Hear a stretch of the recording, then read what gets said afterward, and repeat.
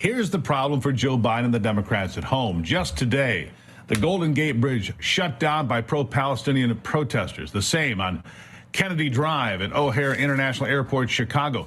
Commuters are seen dragging their luggage because they can't get through, and the police in Chicago just said, well, you can just sit there. Unbelievable response, which is no response at all.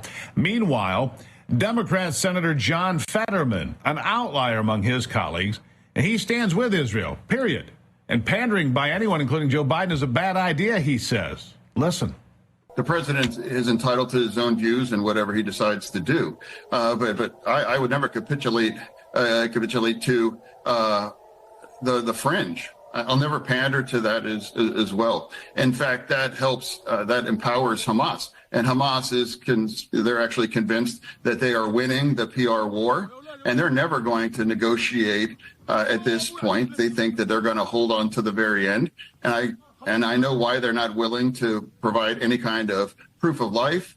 And I don't know why there's not more of that conversation in the media. Like, what about the hostages? What's happened to them? Where are they now? And let's just bring them home.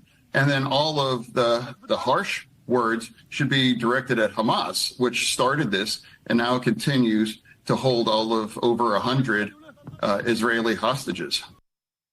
Of course, the problem is now that nobody knows how many hostages there are. Israel thought maybe 250. John Fetterman says 100, but when asked to release just 40 here a few days ago, Hamas said we don't have that many. How many do they have? Nobody knows. But like I said, Joe Biden's weakness has created a very dangerous world. From his first massive failure in withdrawing from Afghanistan that left 13 Americans dead at Bagram Air Force Base in the hands of the Chinese, Biden's continued to oversee one bad decision after another. The ongoing war in Ukraine was not even on the horizon in January 2021 when Donald Trump was still wrapping up his tenure in the Oval Office. But 1 year later, the tanks from Russia rolled in. The administration's feeble response to the ongoing attacks by the Houthi rebels on shipping, backed by Iranian money, of course, and weapons. Yeah, they're attacking the shipping. It's continued to embolden those that think that Washington is not going to respond to much of anything. Seems like they're not.